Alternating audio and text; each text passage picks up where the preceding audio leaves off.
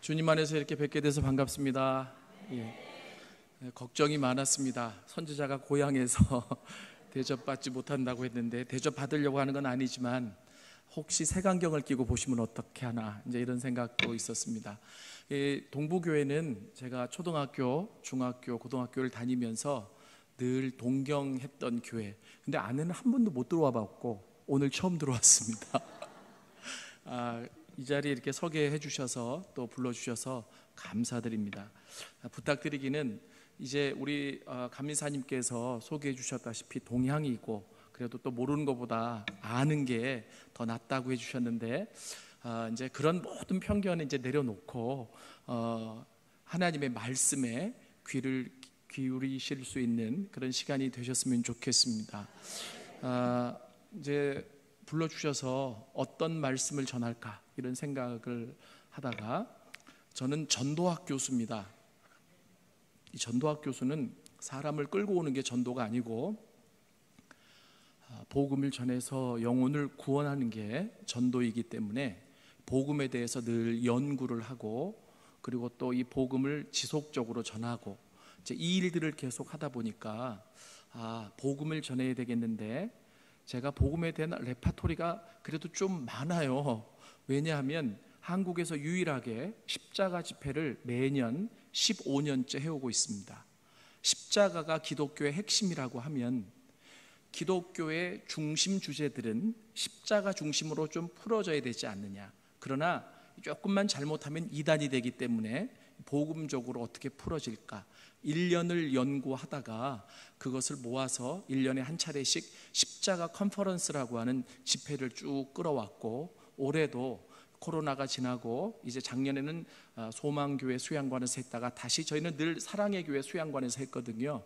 그곳에서 이제 하게 됐었습니다. 이번에는 제가 작년에 했던 주제를 가지고 제가 와야 되겠다 이런 생각을 하게 됐어요. 기도하다가 작년에 이제 이 십자가 컨퍼런스가 2박 3일 동안 하는데 한 주제를 가지고 제가 2박 3일 동안 주제 강의를 5번을 합니다. 5번이니까 딱 맞더라고요. 이번에 집회가 5번이잖아요. 그래서 제가 작년에 복음 이야기라고 하는 제목을 가지고 5번 했는데 그렇게 주제를 정한 이유가 있습니다. 왜 그러냐면 코로나 이후에 한국 교회가 위축되고 그리고 또 욕도 많이 얻어먹었고 그리고 또 교인도 빠져나갈 만큼 나갔고 이제 코로나가 끝났는데 어떻게 해야 할까? 다시 교회를 살리고 회복하고 부흥할 수 있는 길은 복음밖에 없다.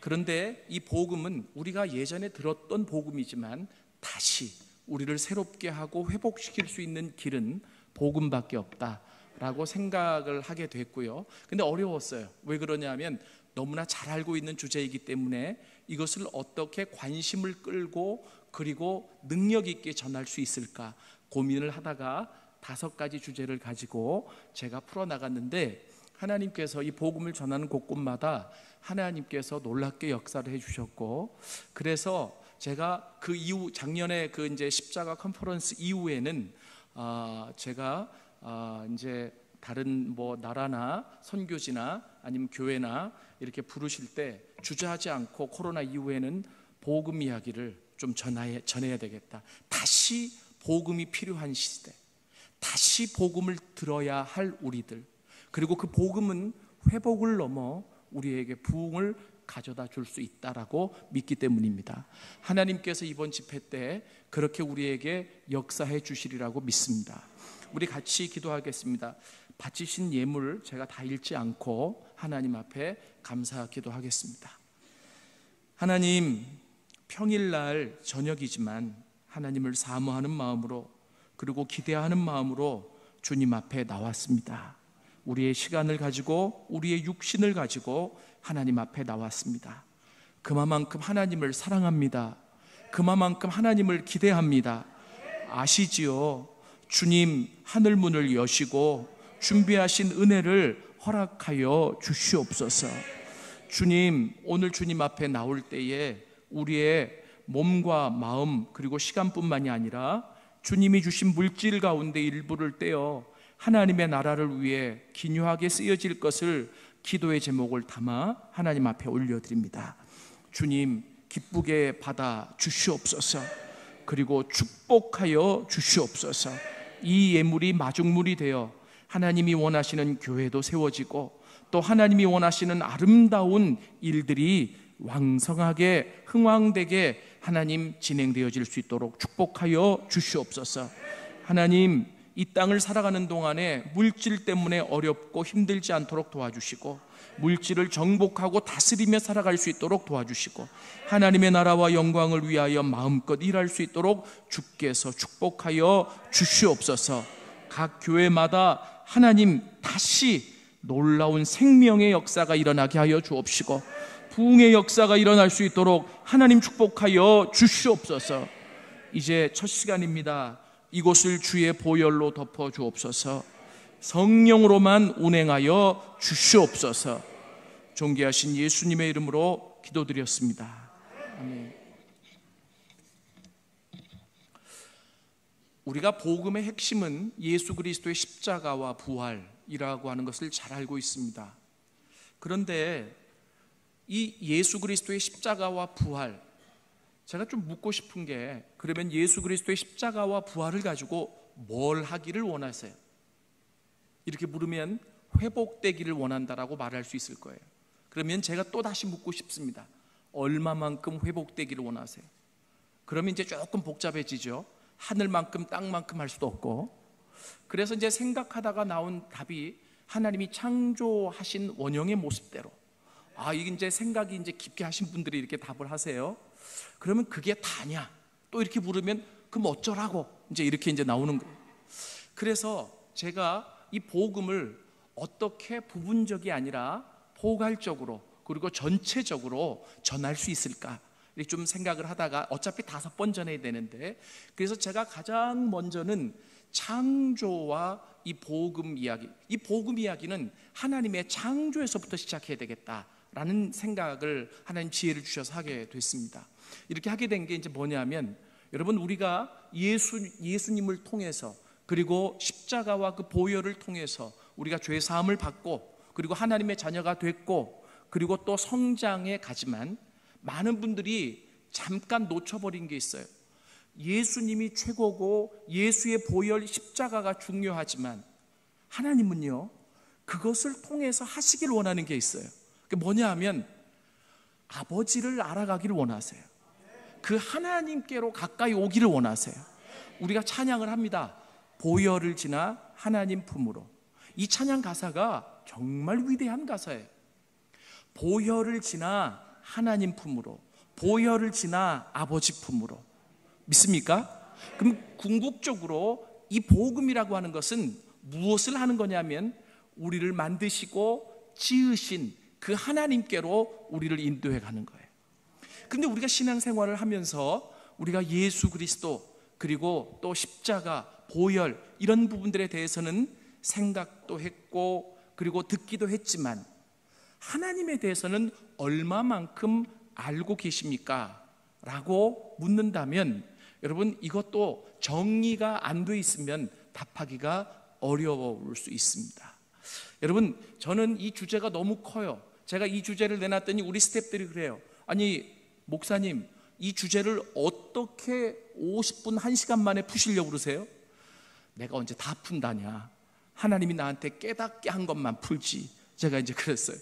그래서 제가 이 주제는 굉장히 큰데 제가 핵심만을 가지고 한번, 여러분 관심이 있으시면 5번 다 참석하셔서 이 복음의 풀 스토리를 한번 좀 들어보시면 좋겠어요. 여러분, 이 복음이 가는 곳에 생명의 역사가 있습니다. 복음이 선포되어지는 곳에 여러분 회복의 역사가 있고 부흥의 역사가 있습니다. 하나님께서 이번에도 그렇게 행하실 줄로 믿습니다. 저는요, 아까도 말씀드렸지만 이 복음을 통해서 하나님이 우리를 회복시키기를 원하시는데 어디까지? 창조의 원형까지. 그럼 창조의 원형은 뭐냐? 저는 이 질문을 좀 갖게 됐습니다. 하나님이 나를 왜 만드셨지? 나는 지금 잘 살고 있나? 이런 생각을 해봤어요. 제가 여러분들에게 죄송해요. 좀 질문을 하나 드릴게요. 답을 안 하셔도 되니까 짜증은 내지 마세요. 네. 잘 살고 계십니까? 아니, 답은 안 하셔도 된다. 잘못 답하면 거짓말이 되니까 그냥 생각을 해보세요. 잘 살고 계세요? 옛날에 박정희 대통령 때 새마을 운동을 하면서 잘 살아보세 했잖아요. 저는 그런 유에서 지금 질문을 던진 게 아니에요. 정말 여러분들의 영혼은 안녕하십니까? 잘 사는 게 도대체 뭐냐 이거예요. 그 당시 새마을 운동은 경제적인데 초점이 맞춰졌어요. 그래서 내가 조금 먹고 살만하고 재정이 불고 그리고 뭔가를 내가 활동적으로 할 수 있으면 잘 산다라고 얘기했죠. 근데 우리 그리스도인들에게 잘 산다라고 하는 것은 그런 의미일까? 저는 또 이런 생각을 해봅니다. 죄송해요. 예수를 잘 믿고 있나? 이게 이제 다 연관이 돼 있기 때문에 그래요. 왜 이런 고민을 하냐면 전도하기 뭐 하는 거냐면 예수를 믿도록 해주는 거 아닙니까? 그러면 누가 나한테 이런 질문을 던져요. 예수 믿는 게 뭐예요? 도대체 그리스도인들은 예수를 잘 믿습니까? 하면은 이 답을 해줘야 되잖아요. 그러니까 스스로 저에게 묻고 연구하고 그리고 답을 하는 거죠. 그래서 제가 이제 묻는 거예요. 예수 잘 믿고 있나? 예수를 잘 믿는다는 게 뭘까? 교회만 안 빠지면 잘 믿는 걸까? 헌금만 많이 하면 잘 믿는 걸까? 여러분 오해하지 마세요. 그거 하지 말란 얘기가 아니라 그냥 한번 생각해 보라는 거예요. 한번 생각해 보시라고. 왜냐하면 내가 이 땅에서 예수 잘 믿었다고 하는데 그럴 리 없겠지만 어느 날 하나님이 부르셔서 천국에 갔는데 하나님이 너 왜 예수를 그렇게 믿었냐라고 하시면 얼마나 당황스럽겠어요. 아니 그럴 일은 없을 거예요. 근데 생각을 한번 역으로 해보자는 거죠. 그래야 발전적인 게 나오니까, 내가 정말 잘 믿고 있는지가 증명될 수 있으니까. 여러분, 그래서 중요한 게 제가 잘 살고 있느냐고 여쭤봤고 예수를 잘 믿고 있느냐고 제가 여쭤봤어요. 저는 딸이 셋이 있습니다. 막내딸이 24살이에요. 제가 결혼을 좀 일찍 해서. 그런데 이 아이가 고등학교 때 자기 친구 집에 갔다 와서 호들갑을 떨어요. 엄마, 우리 친구 와, 잘 살더라 그래요. 그때는 우리가 조금 걔 기준에 의하면 좀 잘 살지 못했던, 경제적으로 어려웠던, 왜냐하면 제가 그때 공부를 하고 있었으니까요. 그러니까 저희 아내가 그래요. 뭐 어떻게 사는데? 화장실이 2개야. 집에 가니까 거실이 운동장 같아. 그리고 방이 5개야. 와, 걔네 아빠가 무슨 일을 하고 걔는요 그 집에 가서 그냥 깜빡한 거예요. 왜냐하면 너무 으리으리하고 그런 집을 본 적이 없어요. 그래가지고 하는 말이 우리 집도 언젠가 이렇게 잘 살 때가 오겠지? 이런 얘기를 해요. 제가 그 말을 듣다가 조금 딸이기 때문에 가르쳐줘야 되겠다라고 하는 생각을 갖게 돼서 우리 막내딸을 불렀어요. 이름이 효준이에요. 효준아, 일로 와봐. 잘 사는 게 집이 크면 잘 사는 거야? 그랬어요. 그랬더니 화장실이 2개면 잘 사는 거야? 걔네 집에 차도 2대 돼. 이제 그래요. 그럼 잘 사는 거야? 효준아, 아빠가 한 가지만 가르쳐 줄게. 부자와 잘 사는 것은 달라. 부자가 잘 살 수도 있지만 부자라고 다 잘 사는 것은 아니야. 그러니까 얘가 갑자기 그 말을 듣고 고민하기 시작했어요. 뭐 말이 이렇게 어렵지? 나는 좀 이렇게 삐까번쩍한 집에 살면 잘 사는 건 줄 알았는데. 여러분, 제가 오늘 여러분들에게 드리고 싶은 말씀이 이런 말씀이에요. 잘 살고 계십니까? 그럼 도대체 어떻게 사는 것이 잘 사는 겁니까? 잘 믿고 계십니까? 그럼 도대체 어떻게 믿는 것이 잘 믿는 것입니까? 제가 시간이 없는 관계로 제가 다 묻고 제가 답할 거니까, 그러니까 여러분 걱정하지 말라고 제가 아까 그랬어요. 저는 이렇게 생각합니다. 모든 것은, 모든 피조물은 만들어진 목적이 있어요. 그 만들어진 목적대로 사는 것이, 목적대로 운영이 되는 것이 잘 되는 거예요.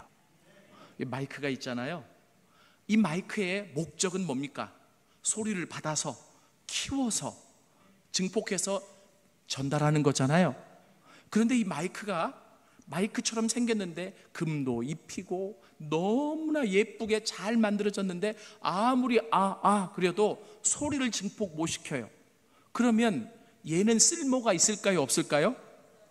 예, 금으로 만들어졌으면 조금의 쓸모는 있을지 몰라도 쓸모가 없어요.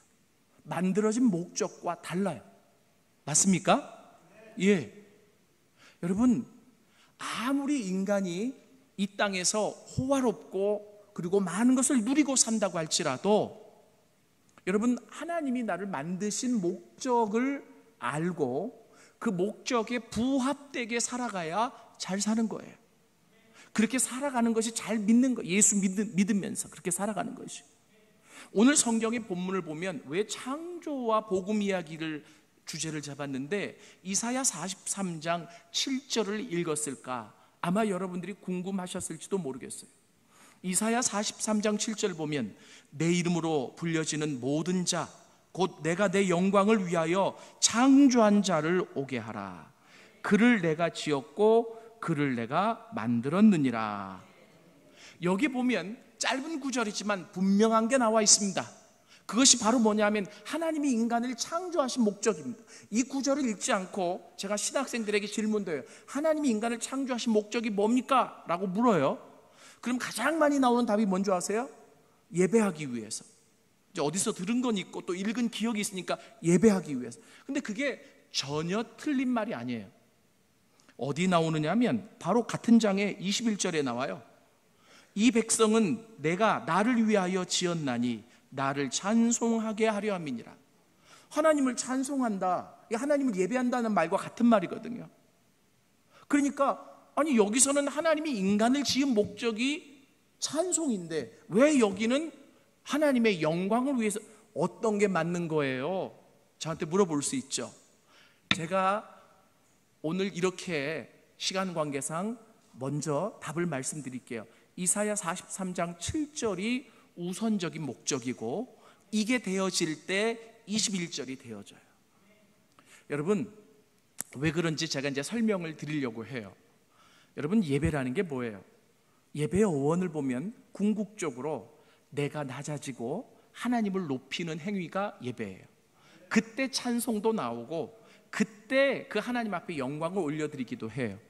근데 예배를 드리긴 드리는데 내가 낮아지지 않고 그 하나님을 높이는 행위가 없어요. 이 진정한 예배가 아니에요. 그런데 이게 언제 가능하냐? 하나님이 나를 지으신 목적에 부합될 때 가능하다라고 제가 이제 말씀을 드리고 싶은 거죠. 자, 아까 제가 하나님이 인간을 만드신 목적, 모든 피조물은 지어진, 창조가 되어진 목적이 있는데 그 목적대로 살아가고 그 목적대로 운영되어질 때 잘 살고 잘 운영된다라고 얘기할 수 있다고 그랬어요. 그러면 조금 생소하지만 이사야 43장 7절에 의하면 어떻게 하는 게 잘 사는 거냐? 하나님 앞에 영광을 올려드리면서 사는 삶이에요. 왜냐하면 하나님이 이렇게 말씀하셨어요. 뭐냐면 내가 나의 영광을 위하여 창조했다라고 합니다. 여러분, 제가 복음을 연구해 보니까 신구약을 꿰뚫는 복음적인 중요한 주제의 단어들이 여러 개가 있어요. 그 중에 신구약을 뚫어내는 복음적인 핵심 단어 중에 하나가 하나님의 영광이라는 단어예요. 근데 이 영광이라는 단어가 참 어려워요. 여러분, 이 영광이 뭐예요? glorification. 하나님의 영광 올려드립니다. 이러면 끝이에요? 아닐 수 있잖아요. 마음은 없는데 그냥 행위만 하나님 영광 올려드립니다. 이럴 수 있잖아요. 도대체 하나님은 왜 인간을 만드셨을 때 하나님의 영광을 위하여 창조했다라고 말씀하셨을까? 여러분, 제가 이 말이 너무 어렵기 때문에 제가 쉽게 좀 풀어 여러분들에게 드리려고 해요. 저는 이제 실천 신학자이기 때문에 신학적인 이론을 좀 쉽게 풀어야 이 강단에 제대로 적용이 되겠더라고요. 그 작업을 계속 해왔는데 이 영광이라는 말, 이 말은 여러분 이렇게 한마디로 말하면 하나님 자신을 의미하기도 해요. 하나님의 영광을 보았습니다라고 하는 말은 하나님 자신을 보았다라고 하는 말과 같아요. 여러분, 이 영광이라고 하는 것은 하나님의 본체, 그리고 하나님 자신을 나타낸다, 이렇게 얘기할 수도 있어요. 그래서 이 성경에는 같은 의미를 가진 다른 표현들이 많기 때문에 이 같은 의미를 가진 다른 표현들을 우리가 보면 이게 그런 말이구나 라고 하는 것을 이제 이해하기 시작하는 거죠. 이게 같은 의미를 가진 다른 표현이 또 뭐가 있는 줄 아세요? 임재라는 표현이 있어요. 하나님이 이곳에 임재하셨습니다. 여러분, 이곳에 하나님이 임재하기를 원하십니까? 그럼 임재라는 말은 영광보다는 좀 쉬워요. 그렇죠? 임재라는 말이 뭐예요? 하나님이 이곳에 계신다는 거예요. 이곳에 내려오셨다는 거예요. 믿습니까? 그러면 이 말을 달리 또 표현하면 하나님의 영광이 이곳에 계십니다. 이 말과 같은 말이라는 거예요. 이해되세요? 그리고 하나님을 보았다라고 이야기하지만 내가 하나님의 영광 가운데 거하였다, 같은 표현이에요. 제가 한 번은 제주도 열방대학에 강의를 갔습니다. 이제 요즘은 바빠서, 제가 학교에서 맡은 일이 많아서 바빠서 못 가는데 옛날에는 자주 갔어요. 주기별로. 왜 그러냐면 DTS 제자훈련반에 십자가 강의를 하러 제가 단골 손님으로 늘 갔습니다. 그런데 이제 그 제주도 열방대학에 강의를 가면 제가 가장 기대하는 것이 월요일 아침 예배와 그리고 목요일 저녁 예배예요. 월요일 아침과 목요일 저녁은 모든 클래스에 그 가르치는 사람과 학생들이 다 같이 모여 하나님을 예배를 하는데, 예수전도단 예배는 특별히 성령의 기름 부으심이 강해요. 그래서 저는 그 예배를 드리고 나면 그냥 그 하나님을 듬뿍 만난 느낌, 그리고 너무 기쁜 이 모든 것들이 회복되는 느낌. 그래서 강의를 하러 갔지만 그 예배를 통해 제가 갈망하고 회복되기를 소망하면서 그 예배에 참석을 했었거든요. 목요일 저녁에 그 예배 딱 들어갔는데 앞에 오늘처럼 열정적으로 찬양을 이끌어가는 찬양팀이 나왔어요. 예수전도단의 찬양이 굉장합니다. 근데 보통은 젊은 사람이 나오는데 기타를 메고 좀 나이가 드신 아저씨가 하시더라고요. 그래서 저분이 젊은 사람처럼 열정적으로 잘할 수 있을까? 이제 그렇게 이제 보면서 같이 따라 하는데, 여러분 이 찬양을 아시죠? 아름다우신 오 놀라우신 영원하신, 이 찬양 아세요?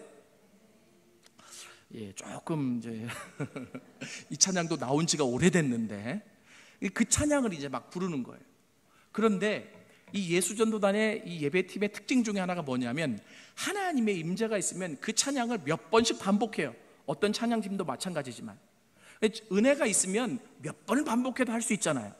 근데 이게 이제 3번, 4번, 5번쯤 돌아가면 조금 짜증이 나려고 그래. 이게 아주 그만 돌아가도 될 것 같은데 자꾸 돌리니까. 근데 이제 이 사람이 한 5번쯤 돌리더라고요. 아름다우신 오 놀라우신 영원하신 사랑, 뭐 이렇게 쭉. 그러다가 이제 그만 돌려도 될 것 같은데 이 생각을 하는데 갑자기 그 찬양을 인도하던 사람이 기타를 맨 채로 앞에 푹 쓰러져요. 근데 그런 일들이 가끔 그 예배 안에 일어나요.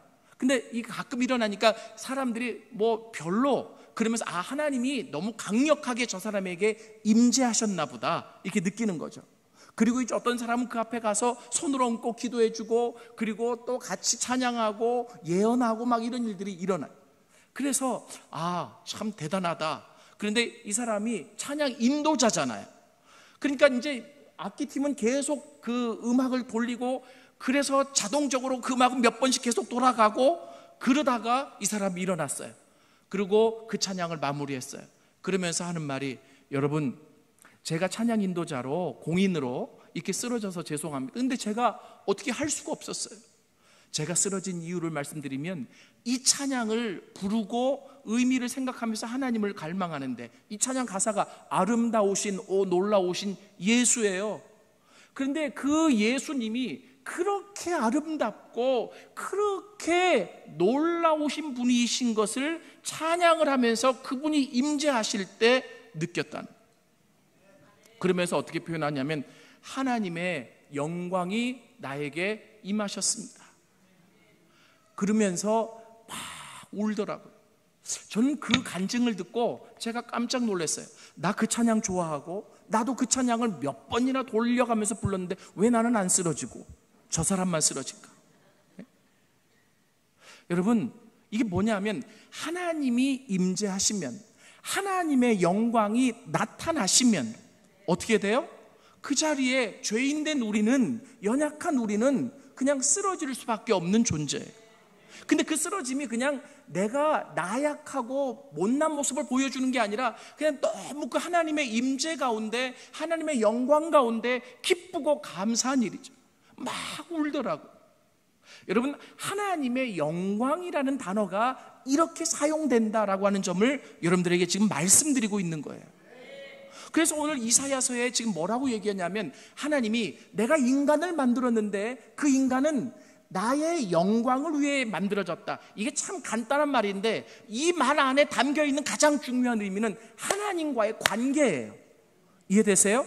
하나님 영광을 올려드립니다 해서 우리가 무슨 일을 해가지고 표창장을 받고 어떤 열매를 맺고 성과를 거두어서 아버지 당신을 위해서 만들어서 하고 그걸 올려드리는 게 영광을 올려드리는 일이 아니고, 하나님의 영광이라는 그 단어 자체가 하나님 본체를 나타내시고 하나님의 주된 성품을 나타내셔서 그 하나님의 영광과 우리가 하나가 되어 깊게 교제하기 위해 우리를 만드셨다는 거예요. 믿습니까? 그러면 제가 아까 다시 처음 질문으로 돌아가서, 물론 이렇게만 설명하는 게 다는 아니라는 거 제가 미리 전제하고, 그러나 가장 쉬운 설명으로, 그리고 가장 어떻게 보면 이해하기 쉬운 설명을 한다고 제가 지금 한 거예요. 왜냐하면 영광이라고 하는 이 단어 하나만 가지고도 1시간, 2시간 강의를 해야 돼요. 여러분, 그러면 제가 아까 여러분들에게 말씀을 드렸어요. 여러분, 잘 살고 계십니까? 그러면 이 잘 산다고 하는 것이 뭡니까?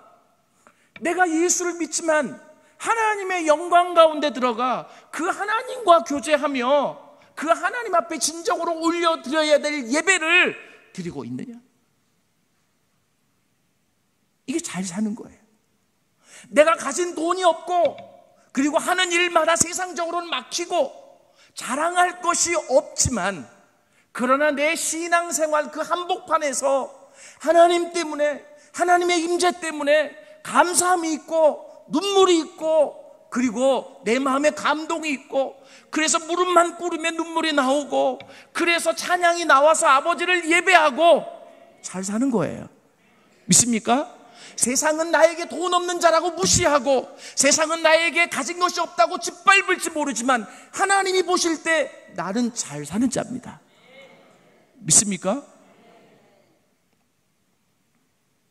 여러분, 이 영광이라는 단어가 이렇게 풀어져야 성경의 복음의 구속사의 핵심이 풀어져요. 왜 그런지 제가 말씀을 드릴게요. 로마서 3장 23절에 보면, 여러분 다 외우시죠? 모든 사람이 죄를 범하였음에 하나님의 영광에 이르지 못하더니. 외우시잖아요. 한번 생각해 봐요. 바울이 많은 단어가 있는데 왜 거기에 영광이란 단어를 썼을까? 이해되세요? 죄가 가로막은 게 뭐냐면 하나님의 창조를 깨뜨린 거예요. 하나님의 창조의 질서를 깨뜨린 거예요. 하나님은 하나님의 영광 가운데서 우리에게 임재하셔서 우리와 교제하시고, 우리는 그 안에서 감사함으로, 여러분 제가 다 표현은 못하겠어요. 제가 그렇게 다 경험해서 말하는 게 아니기 때문에. 한 번은 이사야서를 읽다가 스랍들이 그 하나님 옆에서 거룩하다 거룩하다 24시간 외친다며요. 얼마나 힘들까 생각했어요. 그런데 어느 날 하나님의 임재가 강하게 저에게 비춰졌을 때, 이거는 시간 가는 줄 모르겠다. 1시간 이상씩 기도하는 거 내 힘으로 할 때는 힘들어요. 그러나 하나님의 임재가 있을 때, 하나님이 찾아오실 때 시간의 개념은 없어지는 거예요. 믿습니까? 그래서 하나님의 영광 가운데 들어간다라고 하는 것, 하나님이 임재하신다라고 하는 것은 피조물인 우리에게는 너무나 큰 축복이에요. 이게 창조의 목적이기 때문에 그때 나는 나의 정체성을 찾고, 그때 나는 만들어진 목적대로 운영되어지기 시작하는 거예요. 믿습니까? 여러분, 이게 굉장히 중요한 얘기라는 거예요. 그래서 바울 사도가 그 내용을 알기 때문에 다른 표현이 많이 있을 수 있지만 유독히 하나님의 영광이라는 단어를 가지고 왔어요. 모든 사람이 죄를 범하였으며 하나님의 영광에 이르지 못하더니. 이 말은 무슨 말이에요? 죄가 없었으면 하나님의 영광에 이르러 그 하나님과 교제하고 그 하나님과 같이 누렸을 존재가 우리들이라는 거예요. 그러면 여기 이 말 안에 목표가 생겨요. 신앙의 목표가 뭐냐? 우리 그리스도인의 목표가 뭐냐? 죄의 문제를 해결하고 하나님의 영광의 문제를 되찾는 거예요. 믿습니까? 그 하나님의 영광 가운데로 들어가는 거예요. 그 하나님의 임재 가운데로 들어가는 거예요. 제가 너무 열을 내서 이렇게 얘기를 하니까 죄송해요.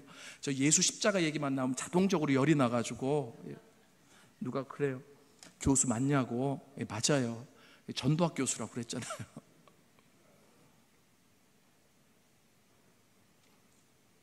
저는 이것이 풀어지면서 구속사가 너무나 분명하게 풀어지기 시작했습니다.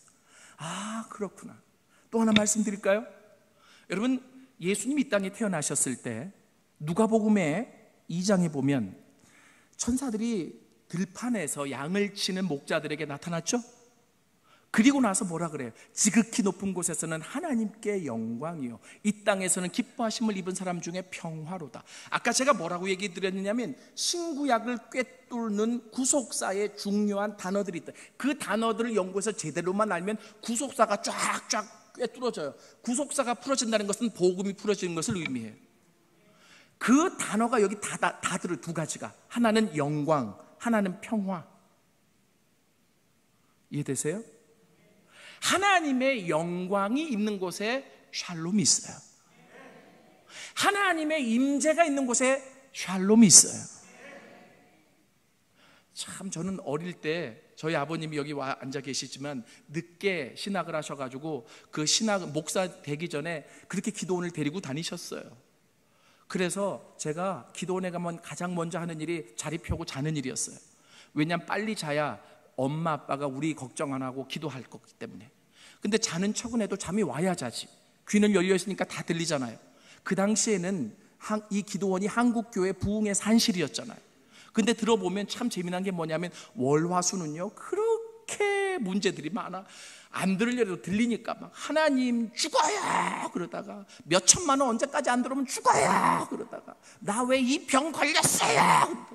하나님 누구와 관계가 너무나, 보면 문제가 있으니까 기도원까지 온 거지.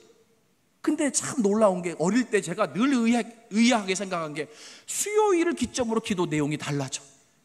그래서 나는 저 사람 계속 여기 있었는데 집에 갔다 왔나? 어떻게 문제가 어떻게 해결됐지? 나중에 깨달은 거는요, 그때는 일주일 내내 집회했잖아요. 수, 목, 금 기도 내용이 달라지는데 집에 안 갔다 와요. 집에 안 갔다 오는데 심령이 변화되는 거죠. 믿습니까? 그러면서 내가 볼 때는 문제는 하나도 안 바뀐 것 같은데 하나님을 막 찬양하고 감사하다 그러고 기뻐하고 막 그래요. 예? 이게 뭐예요? 은혜 받은 것이. 은혜 받은 것의 가장 큰 특징이 바로 뭐냐 하면 이 마음속에 상황을 초월한, 환경을 초월한 절대적인 평안이 우리 안에 있다는 거예요. 믿습니까? 우리 옛날에 많이 불렀잖아요. 내게 강 같은 평화, 내게 강 같은, 아시죠? 그 요즘 안 부르더라고요. 그래서 왜 안 부를까 했더니 솔직해서 안 부르는 것 같아. 없으니까 평화가. 네? 여러분, 그래서 이 천사가 한 얘기가 그 얘기예요. 뭐냐면 지극히 높은 곳에서는 하나님께 영광이요, 이 땅에서는 기뻐하심을 입은 사람 중에 평화로다. 아멘. 거기서 뭘 얘기하냐면 이제 예수가 이 땅에 오셔서 다시금 하늘의 영광이 임할 길이 열려졌다는 거예요. 믿습니까? 천사가 여러 가지 많은 말들을 할 수 있었는데 그 중에 두 단어를 가지고 와요. 영광과 평화. 믿습니까? 돈으로 평화 얻는 거 아니에요. 여러분, 내가 가진 것으로 평화를 얻는 게 아니에요. 일시적인 평화를 누릴 수 있지만 그것이 영원한 만족을 우리에게 주지 않습니다. 하나님이 창조하신 목적이 회복되어져야 돼. 그 목적대로 우리가 바뀌어져야 돼요. 하나 더 얘기할게요. 하나하나 하다가 언제까지 가냐고요? 시간 되면 맞춰요. 예, 저기 시간. 하박국이 하나님을 알면서 그 하박국서에 나와 있는 내용을 가지고 찬양을 만들었는데 우리 잘 부르잖아요. 물이 바다 덮음같이 여호와의 영광을 인정하는 것이, 여기도 이렇게 부르죠? 그러죠. 뭐 가사가 틀리겠어요? 제천이라고? 왜 하박국은 여호와의 영광을 인정하는, 그 하박국 선자의 가슴에 맺힌 소원이 하나가 있었어. 하나님을 알고 나서, 그 하나님의 마음을 어렴풋이 알고 나서 그 가슴팍에 맺힌 소원이 있어요. 하나님이 처음에 이 땅을 창조하셨을 때 그러하셨던 것처럼 여호와의 영광을 인정하는 것이 이 땅에 가득하게 하여 주옵소서. 믿습니까? 오늘날 누군가는 그 하박국의 바톤을 이어받아서 하박국과 같은 노래와 기도를 하나님 앞에 드려야 된다는 거예요. 그건 개인의 기도가 아니에요. 하나님의 회복을 위한 기도고 하나님의 부흥을 위한 기도예요. 믿습니까? 창조의 목적이 무엇인지를 알아야, 그 하나님의 영광이 무엇인지를 알아야 이 가슴 맺힌 이 노래를 부를 수 있다는 거예요. 저도 이렇게 깊이 있게 알지 못했을 때는 그냥 물이 바다 덮음같이 여호와의 영광을 그냥 가사가 좋으니까 그렇게 심도 있게 깨닫지 못하고 불렀어요. 그런데 그 선지자들은 그렇습니다. 하나님이 그렇게 원하시는 것은 이 땅의 모든 영혼들이 하나님의 형상과 모습대로 지음받은 그 모든 영혼들이 하나님의 영광을 인정하게 하시옵소서. 하나님의 영광 가운데 들어가게 하시옵소서. 그 하나님의 영광 가운데 하나님을 누리게 하시옵소서. 하나님을 예배하게 하시옵소서. 왜 그런 거 있잖아요. 하나님의 임재 가운데서 예배를 드린다, 이런 거. 여러분, 저는 그 서울신학대학교 교수로 들어간 지 15년이 됐는데 그 전에 교회를 개척했었어요. 저는 개척할 꿈을 꾸지도 않았어요. 근데 하나님이 강권적으로 미셔가지고 개척을 했는데, 그 개척을 했을 때 제가 하나님 앞에 좀 요청을 했어요. 하나님, 교회가 이렇게 많은데 왜 또 내가 교회를 해야 됩니까? 사람들이 그래요. 야, 박사학위는 뭐 교회 개척하려고 받냐? 박사학위 받았으면 그 은사대로 가지 왜 또 넌 개척을 해가지고, 이게 칭찬인지 뭔지. 그래서 제가 하나님 앞에 그랬어요. 하나님, 제가요 하나 소원이 있습니다. 뭐냐면 우리 교회에서 예배 드릴 때 하나님의 임재가 늘 있기를 원합니다. 그 임재 가운데서 진정으로 하나님 앞에 드리는 예배가 있어지길 원합니다. 여러분, 근데 하나님이 그 소원을 들어주셨어요. 예배 때마다 하나님이 임재하시는 게 느껴져요. 저희 아버님이 오셔서 예배를 참석하시면 늘 하시는 말씀이, 야, 니네 교회는 다르다. 니네 교회는 다르다. 야, 여기는 뭔가 성령이 강하게 운행하시는 것 같아. 그리고 와, 정말 달라. 아들을 칭찬하기 위함이 아니라 그 분위기 안에서. 저도 느껴져요. 하나님의 임재 가운데서. 그렇게 쭉 지켜나가던 어느 날 수요일 날, 제가 이제 예배를 1시간 앞두고 저희 아내랑 뭐 얘기를 하다가 조금 말다툼이 있었어요. 그런데 말다툼이 해결되지 않은 상황에서 시간이 돼가지고 제가 예배를 인도하러 올라가야 되잖아요. 전 죽어도 올라가기 싫었어요. 왜냐하면 준비가 안 됐잖아요. 이 상태에서 하나님이 임재하시겠어요? 그럼 내가 이제까지 그렇게 하나님의 임재가 있는 예배를 추구하며, 그래서 진정한 예배를, 하나님의 영광이 임하여야, 하나님이 임재하셔야 진정한 예배를 드릴 수 있는데, 그러면 오늘은 못할 것 같으니까 올라가기 싫었어요. 그런데 내가 올라가지 않으면 예배를 인도할 사람이 없어요. 전도사님들이 계셨지만 미리 설교를 부탁하지 않은 상황에서. 그래서 울며 제가 올라갔어야 됐어요. 그때 제가 무릎을 꿇고 하나님 앞에 참 많이 울었습니다. 하나님, 잘못했습니다. 하나님 이 예배를 1시간 앞두고 내가 참았어야 되는데 하나님 제가 잘못했습니다. 제가 이렇게 부족한 사람입니다. 하나님, 그런데 예배를 인도할 사람이 없기 때문에, 설교할 사람이 없기 때문에 결국 내가 준비했기 때문에 올라갑니다. 이 부족한 종이 그냥 말할 때 주님 그냥 좀 긍휼을 베풀어 주세요. 근데 그 말을 하는데 그렇게 눈물이 나더라고요. 나 같은 놈이 무슨 목사라고, 나 같은 사람이 무슨 설교자라고. 그래가지고 강단에 올라가서 설교를 딱 하려고 하는데 눈물이 막 나는 거예요. 그래서 그냥 한참으로 울다가 준비한 설교를 하는데, 그날이요 가장 강력한 하나님의 임재가 있었던, 야, 기가 막히더라고요. 그래서 찬양이 생각났어요. 약할 때 강함 되시네, 나의 보배가 되시. 반주 좀 부탁할까요? 우리 다 약하지 않아요? 그죠? 물론 강하신 분도 계시겠지만 우리 같이 한번 찬양하겠습니다.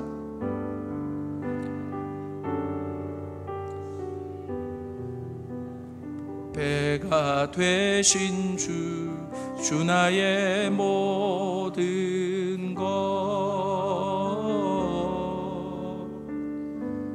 주 안에 있는 보물을 나는 포기할 수 없네. 주 나의 모든 것, 예수 어린 양, 예수 어린 양, 존귀한 이름, 예수 어린 양, 존귀한 이름. 아멘. 예전에도 이 찬양을 부를 때 은혜로 왔는데, 내가 그렇게 약한데도 불구하고 하나님이 기대하지 못했던 은혜를 주실 때 그냥 이 고백을 할 수밖에 없었어요. 근데 참 역설적으로 그때가 가장 행복하더라고요. 왜요? 하나님의 임재가 있으니까, 하나님의 영광이 임하셨으니까. 아멘. 가진 돈이 문제가 아니에요. 가진 지위가 문제가 아니에요. 문제가 해결되지 않아도 내가 하나님께만 속해 있다면 하나님은 하나님의 때에 하나님의 방법으로 나를 끌어가실 거예요. 여러분, 400년 동안 영적인 암흑기가 있었죠. 말라기 선자 이후로 이스라엘에. 그리고 나서 예수님이 공생애를 시작하시면서 첫 번째로 외치신 것이 산상수훈입니다. 그 400년 동안 하나님과의 단절이 있었던 이스라엘 백성들을 향해서 예수께서 외치신 말씀의 핵심이 뭔지 아세요? 야, 하늘의 새를 봐라, 들의 백합화를 봐라. 저들도 먹이고 입히시거늘 하물며 너희일까 보냐. 너희는 먼저 그의 나라와 그의 의를 구하라. 그리하면 이 모든 것을 너희에게 더하시리라. 마태복음 6장 33절. 그 당시 이스라엘 백성들의 85%가 거지였어요. 1세기 역사가니까 팩트만 기록했을 거 아니에요? 요세푸스 기록에 의하면 이스라엘의 85%가 거지였대요. 한 끼를 먹으면 그 다음에 뭘 먹어야 좋을지 모르는, 그렇게 극심한 극빈자들을 향해 메시아가 오셔서 외치신 말씀이 그들에게 이 세상적인 희망을 주는 메시지가 아니라 놓쳐버린 하나님과의 관계를 개선할 수 있는 말씀이었습니다. 믿습니까? 왜냐하면 사람이요, 먹을 거, 입을 거, 이 세상적인 거 자꾸 생각하면 영적인 게 들어갈 수가 없어요. 그게 내려놔져야, 그게 해결되어져야 아버지의 말씀이 들어오기 시작하는 거예요. 심겨지기 시작하는 거예요. 그리고 다시금 하나님의 임재가 들어오기 시작하는 거예요. 그러니까 저는 그 말씀을 묵상하면서 얼마나 답답하셨으면 예수님이 이렇게 말씀하셨을까. 아버지가 다 먹이셔, 아버지가 다 입히셔. 너희들이 해야 될 것, 너희는 선택받은 민족이잖아, 하나님의 백성이잖아. 너희는 먼저 그의 나라와 그의 의를 구하라. 그리하면 이 모든 것을 너희에게 더하시리라. 아멘. 오늘 이 밤에도 하나님이 그 말씀을 우리에게 주시고 계시는 거예요. 여러분, 저도 은사를 좋아하고 하나님 주신 은사가 많아요. 그리고 저도 제가 하나님 앞에 경험한 게 많아요. 근데 그거 자랑하고 그거 갖다가 우쭐대는 거 아니잖아요. 가장 중요한 것은 성경대로 예수 믿는 거예요. 말씀대로 신앙생활하는 거예요. 이 말씀이 뭐라고 얘기하냐면 창조의 질서로 돌아가라는 거예요. 하나님이 그 일을 위해서 아들을 보내셨고, 그래서 그 아들이 오셨을 때 지극히 높은 곳에서는 하나님께 영광이요, 땅에서는 기뻐하심을 입은 사람 중에 평화로다. 하워드 스나이더라고 하는 유명한 학자가 이 평화를 어떻게 얘기했느냐면 하나님 나라의 질서라고 표현해요. 평화가 있는 곳에는 하나님 나라가 임한 거예요. 믿습니까? 그리고 그것이 하나님 나라의 질서라고. 그 질서가 깨어졌기 때문에 세상에 전쟁이 일어나고 싸움이 일어나고, 세상을 보십시오. 얼마나 아직 우크라이나 전쟁이 끝나질 않았어. 얼마나 많은 사람들이 싸우면서 죽이면서 살아가는지. 왜요? 죄 때문에 하나님의 영광에 이르지 못했고, 그 결과 전쟁과 기근과 그리고 많은 일들이 이 세상 도처에서 일어나고 있는 겁니다. 사랑하는 여러분, 저는 여러분들에게 그렇게 말씀드리고 싶습니다. 하나님은 오늘 이 밤에 여러분들에게 지금 말씀하고 계십니다. 보혈을 지나 아버지 품으로, 보혈을 지나 하나님 품으로. 믿습니까? 그래서 그 아버지의 영광 가운데로 들어오라고. 그 아버지의 영광 가운데는 예수 그리스도의 십자가 없이는 못 들어가요. 그래서 그 보혈을 지나, 그 십자가를 지나 아버지의 영광 가운데로 들어오라고. 오늘 제목은 거대했지만, 거대하게 더 많은 것들을 풀 수 있지만, 저는 이 복음을 이야기하는 데 있어서 가장 중요한 것이 이 창조, 인간을 창조하신 하나님의 목적과 질서만을 좀 얘기하고 싶었어요. 이것을 알지 못하고 십자가와 부활을 얘기할 때 도대체 무엇을 위한 십자가인가? 그래서 때로는요, 이 십자가를 도깨비 방망이처럼 알아요. 십자가가 있으면 병이 낫고, 십자가의 능력으로 문제가 해결되고, 십자가의 능력으로 돈도 들어오고, 그런 일이 일어날 수 있죠. 그러나 그러라고 주신 게 십자가가 아니잖아요. 믿습니까? 전 그래서 십자가의 능력만 강조하시는 분들 조금 이해가 잘 안 돼요. 십자가는요, 기독교의 심벌이에요. 심벌은 그 자체의 의미가 있는 게 아니에요. 여러분, 십자가 목걸이하고 십자가 팔찌하고 십자가 타투하고 이런다고 능력이 나타나는 게 아니에요. 심벌은 미닝, 의미가 중요한 거예요. 이 십자가라고 하는 심벌의 의미는 죽음이에요. 이해되세요? 그러면 죽으라는 거예요. 예수처럼. 뭐가 죽습니까? 내 죄된 자아가. 내 죄된 자아가 죽어야, 내려놔져야, 십자가에 못 박아야 뭐가 돼요? 하나님의 영광을 보는 거예요.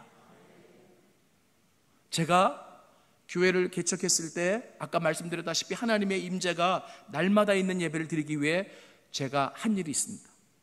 날마다 십자가 앞에 나가는 거룩한 훈련을 그때 시작했어요. 실은 창피한 일이죠. 1999년도에 목사 안수를 받아서 2006년도에 교회를 개척했는데 2006년도 7년이 지나서야 매일 십자가 앞에 나가는 훈련을 했기 때문에. 근데 참 너무 놀라운 것은 누군가 저에게 묻는다면, 제가 지금 50대 중반이거든요. 그런데 당신의 인생에 있어서 가장 행복했을 때가 언제냐라고 저에게 물으신다면 저는 개척 1년 차 때였다고. 매일 십자가 앞에 나갔더니 매일 주님이 찾아오셨어요.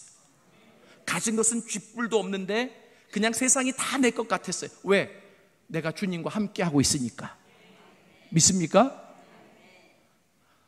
아무것도 없는데 하나님이 사람을 붙여주시고, 그리고 3개월 만에 교회 건물을 주시고, 그리고 1년 만에 100명이 넘게 해주시고, 2년 만에 200명. 숫자가 중요한 건 아닌데 생명이 있는 곳에, 하나님의 영광이 나타나는 곳에 영혼들이 모여들기 시작하더라고요. 사랑하는 여러분, 도대체 나에게 있어서 이 복음은 무엇을 위한 복음입니까? 어렴풋이 정답을 가지고 있어도 오늘 이 시간을 통해서 더 명확하게 정립하고 경험해 나가실 수 있기를 원합니다. 아까도 말씀드렸지만 하나님은 지금도 하박국 선지자와 같은 자를 찾고 있어요. 정말 울부짖듯이 하나님, 물이 바다를 덮음같이. 이 표현이 참 대단하지 않아요? 바다 물이 가득 찼잖아요. 여러분, 땅이 더 많게요? 바다가 더 많게요? 지구본 한번 보세요. 뭐가 더 많나? 하박국 선지자가 물이 바다를 덮음같이 여호와의 영광을 인정하는 것이 이 땅에 가득하기를 원합니다. 누군가 그 아버지의 마음을 알아서 이것이 소원이 되어서 평생 그 아버지를 위한 이 기도를 하고 외칠 수 있는 자가 있느냐? 제가 이제 말씀 하나만 더 드리고 마무리를 하겠습니다.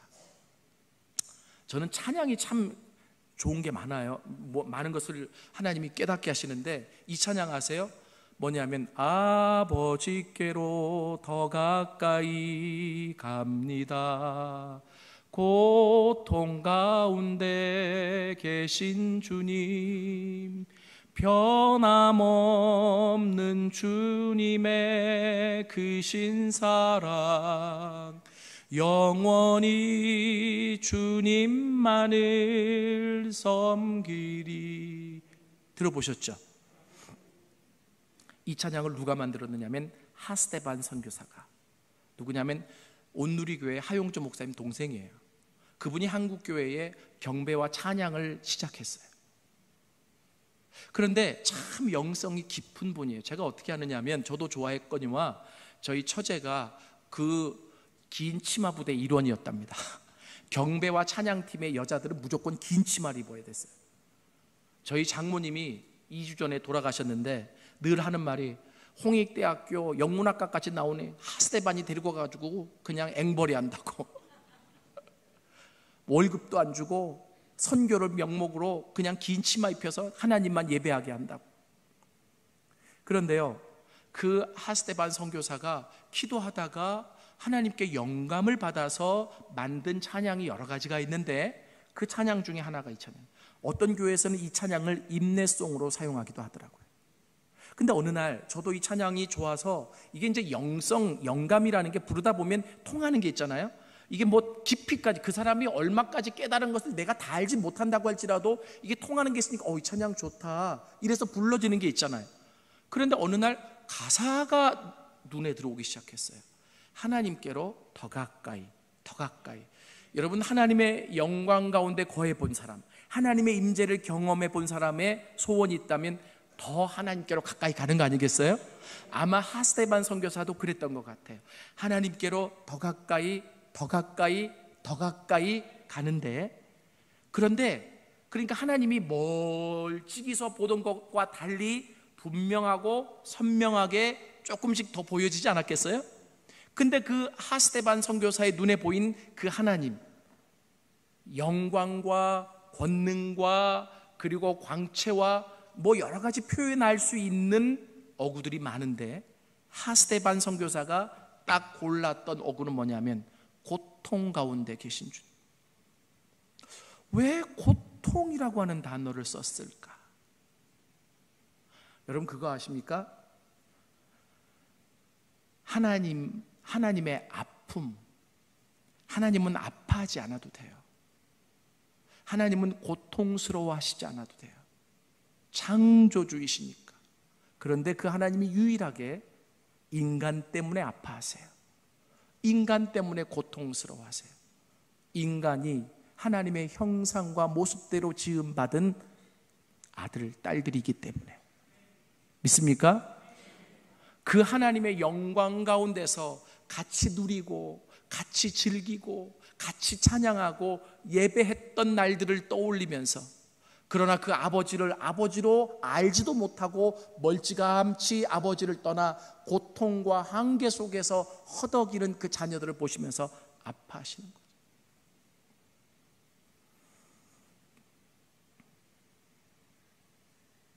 그러면서 그 사람이 그래요. 변함없는 주님의 크신 사랑, 영원히 주님만을 섬기리. 가사가 간단한데 굉장히 깊이 있는 의미를 그 안에 함축시켜서 우리에게 가르쳐주고 있어요. 우리 찬양 반주될까요? 같이 한번 좀 불러보겠습니다.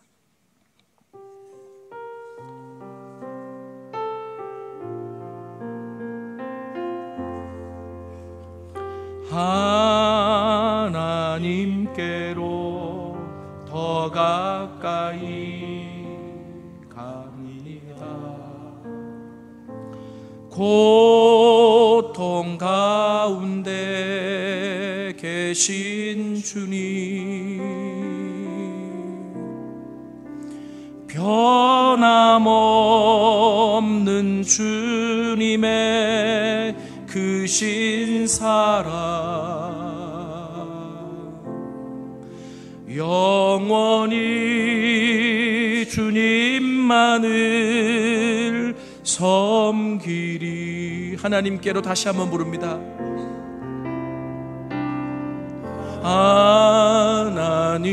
하나님께로 더 가까이 갑니다. 고통 가운데 계신 주님, 변함없는 주님의 크신 사랑, 영원히 주님만을 섬기리. 다 눈을 좀 한번 감아 보십시오. 반주는 좀 계속해 주시고. 하나님의 창조를 알아야 신앙이 성숙해질 수 있어요. 아이들도 키워보면 아이들이 성숙할 때 부모를 생각하더라고요. 철이 없을 때는 필요한 것만 얘기해요. 채워져야 될 것만 요구해요. 근데 성숙되어질 때 아빠 괜찮아요? 아빠 요즘 너무 바쁘시다며요. 아빠 어제 건강검진에서 용종을 떼셨다며요. 왜 저한테 말씀을 안 해주세요? 아빠 괜찮으세요? 그 한마디가, 딸의 그 한마디가 얼마나 위로가 되는지. 누군가 하박국 선지자처럼 아버지가 창조하신 목적이 이것인데, 아버지가 그 아들을 보내주신 목적이 있으신데, 그 아들을 십자가에 못 박아 죽게 희생하신 목적이 있으신데, 아버지, 아직도 이 땅에 있는 많은 영혼들은 그 아버지의 창조의 목적을 몰라요. 내가 이 시대의 하박국이 되어지기를 원합니다. 내가 이 시대의 바울이 되어지기를 원합니다. 하나님의 영광을 인정하는 것이 이 땅에 가득하게 되어지기를 소원하며 기도하겠습니다. 누군가 아버지의 입이 되고, 누군가 아버지의 손이 되고, 누군가 아버지의 마음이 되어 내 것만을 요구하는 것이 아니라 이 세상에 하나님의 나라를 위해, 그 하나님이 계획하시는 그 원대한 일을 위해 중보하고 기도해야 되지 않겠습니까? 하나님은 이번 집회를 통해 그 원대한 하나님의 계획을 여러분들을 통해 성취하기를 원하십니다. 오늘 말씀을 들으면서 분명히 성령께서 여러분 각자에게 하신 말씀이 있으실 거예요. 떠오르게 하신 것들이 있을 거예요. 우리 그것을 붙잡고 같이 한번 통성으로 한번 기도했으면 좋겠어요. 이 시간 이 찬양 다시 한 번만 부르고 우리 기도하겠습니다.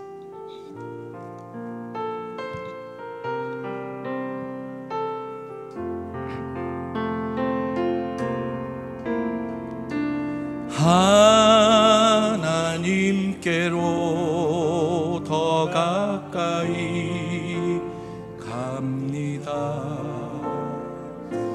고통 가운데 계신 주님,